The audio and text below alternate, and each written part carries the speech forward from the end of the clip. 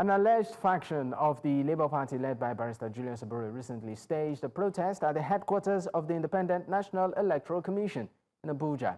At the heart of the protest is the demand of the immediate upload of their candidate's name for the Federal Capital Territory and other by-elections on the INEC portal.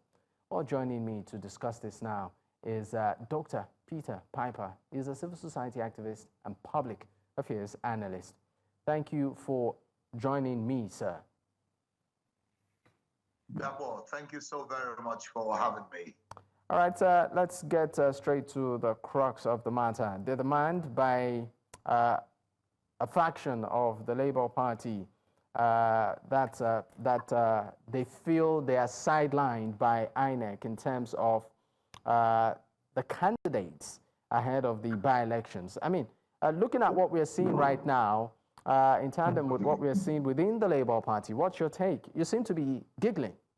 Yes, because when you keep talking about a faction of the Labour Party, I don't know when you become a spokesman for the ruling party. No, the attempt to... I'm sorry to cut in. I'm not a spokesman for any party.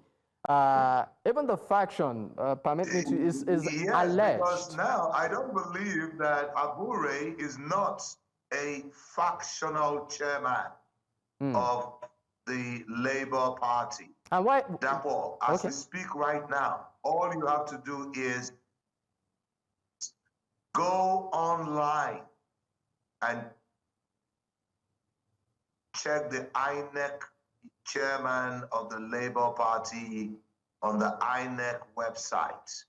The only I did that. Julius Abure is there, but there's also a caveat there by court order. Yeah, that tells you the degradation of our polity. This is the first time we are seeing INEC behaving with such recklessness. What we are seeing in Nigeria is a deliberate attempt to turn a multi-party system into a one-party system with the complicity of INEC. And I was one of those who went to INEC office to protest on behalf of the civil society. INEC is supposed to be independent National Electoral Commission. INEC seemed to have lost its independence by deliberately and apparently meddling into the affairs. And we know the face of the man. We know the name of the man. The INEC chairman should please show us what fairness is. Stop shifting the posts. Stop changing the rules of the game. Dr. Piper, you seem INEC, to... Sorry, Dr. Piper, I need to come in here. You seem to be blaming INEC for this, but this is more or less an internal party issue, which we've seen court injunctions come up, and there seems to be, a diverse interpretation as to the context of that court ruling. But let me hold you for a moment and bring in our second guest. That's Dr. Abayomi Arabambi, is a Labour Party chieftain. Thank you for your time. Thank you very much, and thank you for having me. Good evening, Nigerians. All right, I would also pose the same question to you, sir. What exactly is the grudge with an alleged faction of the Labour Party with INEC? Well, thank you very much. I have stated this over time, that there is no faction in the Labour Party. I heard you when you were talking to that, my brother there, that you have also checked, you have the name of Abure and Farouk Umar as the now chairman and secretary, courtesy court order. But you see, I've been issued before today, before INEC decided to form a new coalition of a political party with Mr. Peter Obi with Reggie Kinjigbe, with Governor Alesoti, Professor Mahmoud, all of them together, you know, before deciding to form this coalition, everybody knew there had been an attempt to overthrow the leadership of Labour Party via a Panton 1 million march rally, which we thank the president, the National Security Advisor, that they fought that political coup because it was under the cover of 1 million march rally that they were attempting to make Nigeria ungovernable. When that one fails, the law is very clear. Section 82 sub 1 states, political party through the chairman and secretary shall, please take note, shall, section 82(1) of the Electoral Act 2022 as amended, they shall give INEC 21-day notice for convention, for congresses, meetings, and NEC. Section 82.5 now says, failure to give INEC this notice shall render the outcome invalid, null and void. That is what the law says, and nobody can change that. INEC rule and regulation cannot change that. The Supreme Court cannot change that. No court in the land can change that because it is our law, because it is in tandem with Section 1, sub 1 of the Constitution of Nigeria that says the Constitution of Nigeria is supreme, and is only any law that is in conflict with the Constitution of Nigeria that will be set aside to the extent of its inconsistency.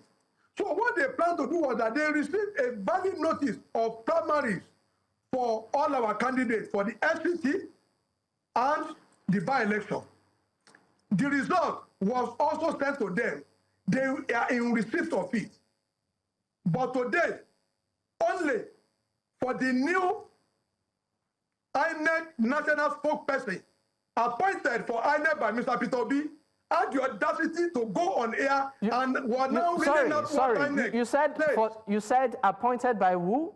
The new INEC spokesperson appointed by who? Yes, appointed by Obi for INEC was the one Dr. Arabambi, how did Mr. Peter Obi appoint the new INEC spokesperson? How is it within his power? Yes, it was really bad because they are not into a coalition. Can you substantiate this? Do you have claims? Yes. Are there documents to verify this? No, what all of you read was signed by one Oluchi Obara, who said INEC rejected. INEC has not given peace. I'm still trying to understand the influence of Peter Obi in all of this, because you seem really convinced that the new spokesperson was appointed by Peter. He is not even holding a political position. So how does he have the power? But if an organization fails to communicate to a party, why you are excluding them, and you now left that position to a spokesperson of a former presidential candidate to be announcing INEC that, INEC is not going, INEC has excluded Labour Party, and lo and behold, we find it to be so. So that means INEC has abandoned their duty.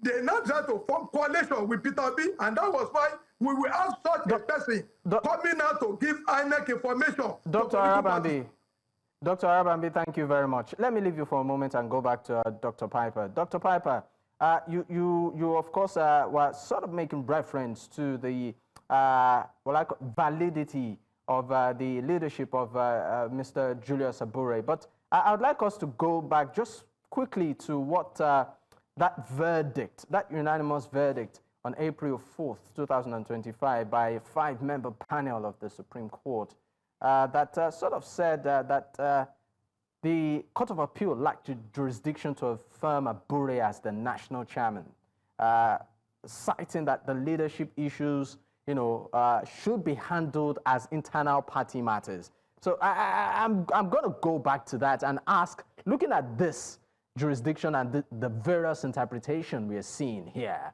how is this even in the interest of the party that you claim is united? Therefore, I agree 100% with my fellow comrade and brother Arabambi on this. There is no division in the Labour Party.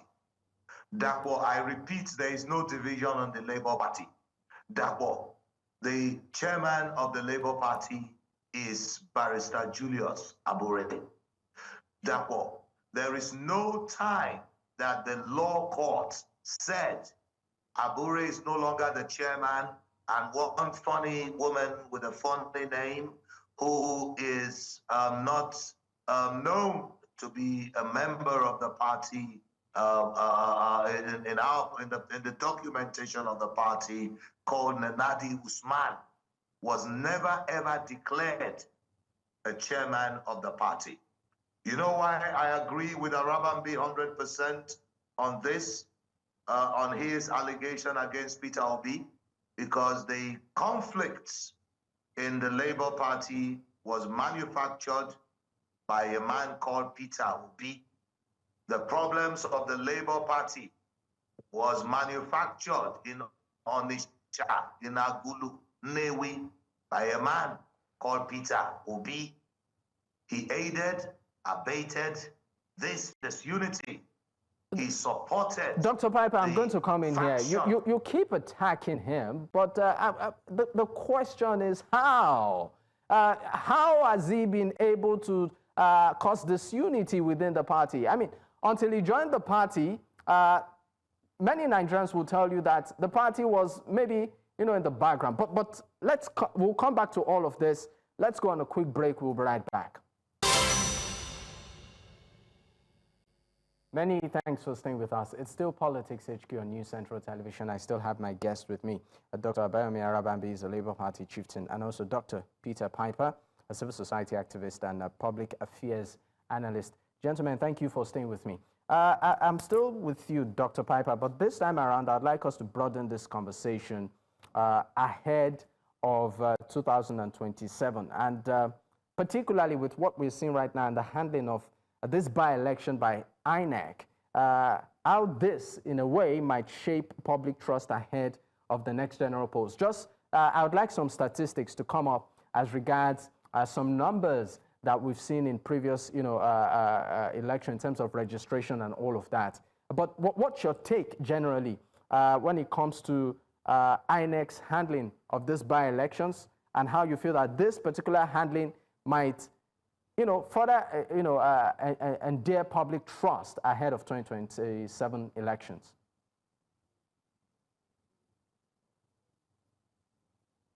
Therefore, Nigerians don't trust INEC. INEC, I-N-E-C. I think that word independent, these guys need to find out what is their own dictionary definition of independence. An independent National Electoral Commission that has relegated itself to an extension of the ruling party. So who can say that he trusts INEC? So what we're saying, what we are telling INEC is, if you got away with it in 2023, you better watch out in 2027. The citizens of this country are not going to take it easy with you. All right. I would also... And why some of us in the civil society is upset with INEC is because they are messing up with a party that is so significant to Nigerians. The Labour Party, let me say this, please. The Labour Party is different from any other political party in Nigeria. The Labour Party is not like PDP, it's not APC, it's not ADC, which is just a conglomeration of political destitutes. The Labour Party was built on the sweat of laborers, on the sweat of teachers, market women, traders, market people, the ordinary people. The Labour Party is the party of laborers. The people who built this country are laborers. So any attempt to fractionalize the Labour Party simply means you are an enemy of the people, because majority of the people in this country are laborers. Even Jesus Christ himself, his father was a carpenter. Now talking of other parties, so even Jesus Dr. Piper, please listen. Talking of other parties, you made reference to the ADC, which seems to be the beautiful bride right now within the political space, where we are seeing coalitions happen and politicians, seem to be moving too. You said the Labour Party is pretty dear to Nigerians, but do you think that the ADC is a threat in any way? Is a force? Conglomeration of political prostitutes who have become destitute as a result of their selfish interest. And the only thing they ever think about is a platform to express their selfish ambition. And this also includes Peter Obi, who is also a professional political prostitute. Please, I would like you to address the issues and not the person. I mean, for the we're on TV, but let me leave you for a moment. I haven't said anything wrong. We know the meaning of politics. We know what prostitution is. I would. So when I would move away from you, Dr. Piper. I'll move away from you, Dr. Piper, just slightly, and go to Dr. Arabambi on this one. Now, Dr. Arabambi, let's look ahead. Well, we know that there are issues that are clearly your demands from INEC. What next?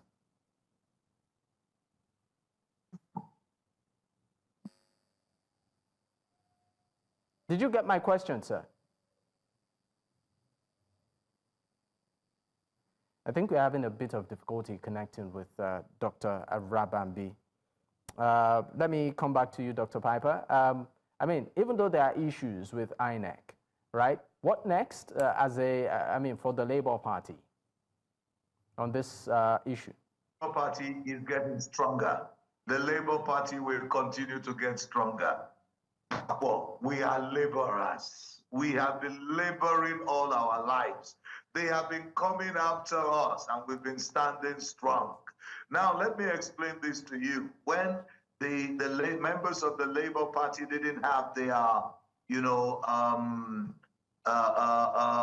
names, published by INEC, who were those rejoicing and coming to TV stations to celebrate? They were the Peter Obi group.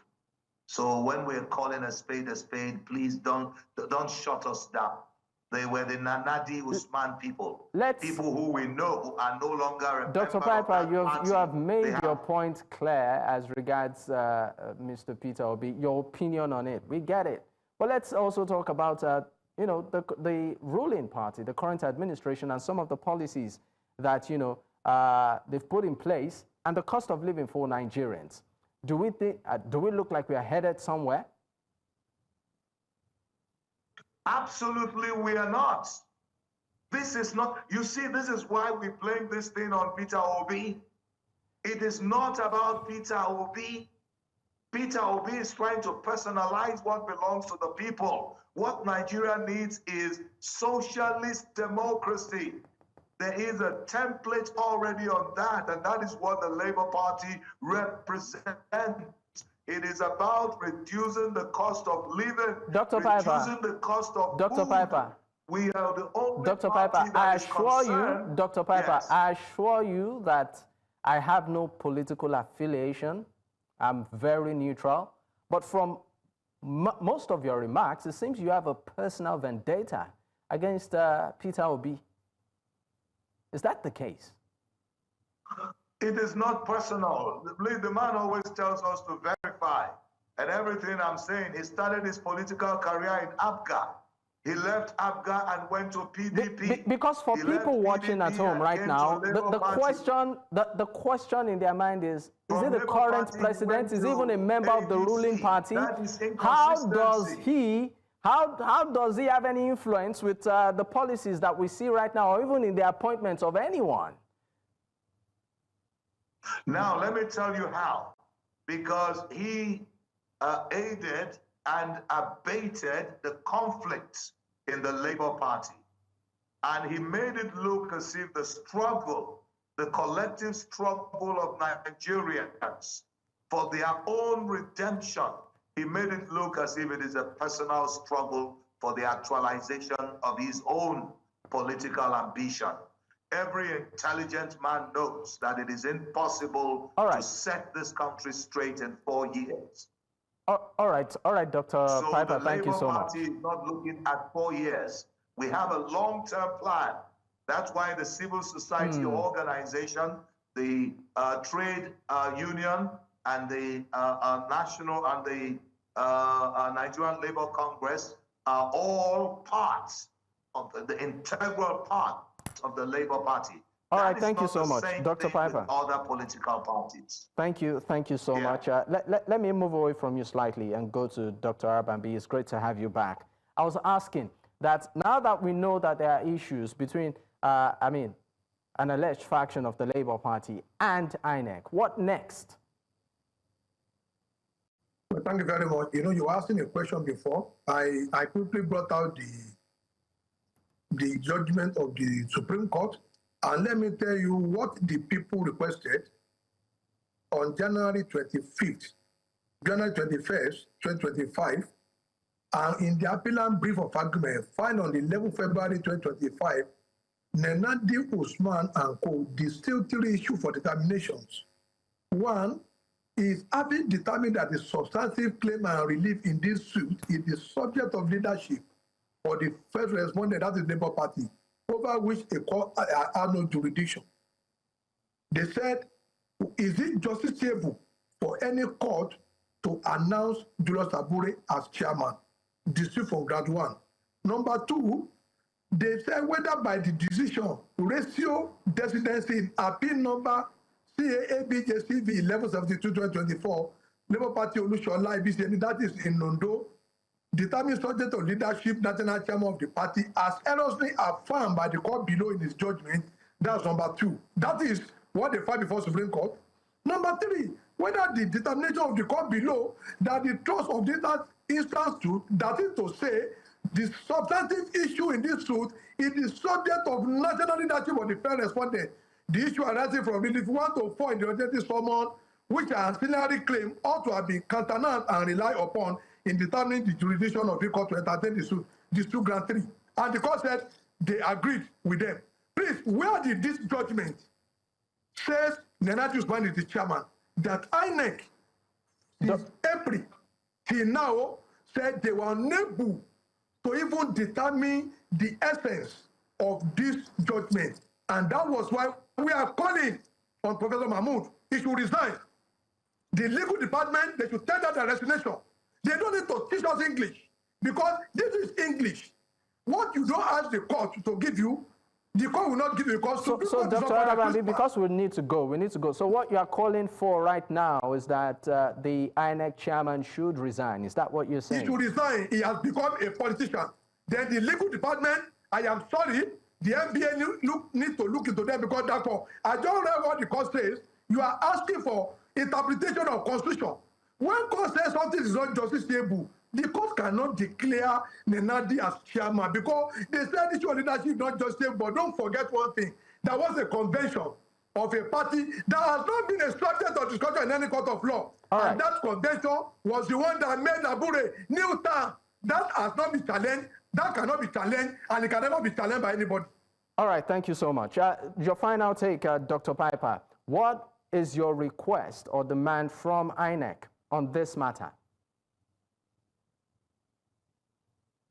We demand fairness.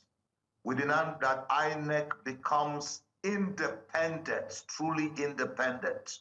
Right now, we think INEC is complicit. Right now, we think INEC is deliberately targeting the Labour Party. We believe INEC is aiding the ruling party to destroy the only credible opposition political party left in Nigeria today. And we believe the name of the man doing this thing is Mahmoud Yakubu. We want him to stop this rascality. All right, gentlemen, thank you so much for your time. It's been a pleasure having you on the program. Thank you so much, Dr. Abayomi Arabambi, Labour Party Chieftain, and also Dr. Peter Piper, civil society activist and public affairs analyst. Once again, gentlemen, thank you for your time.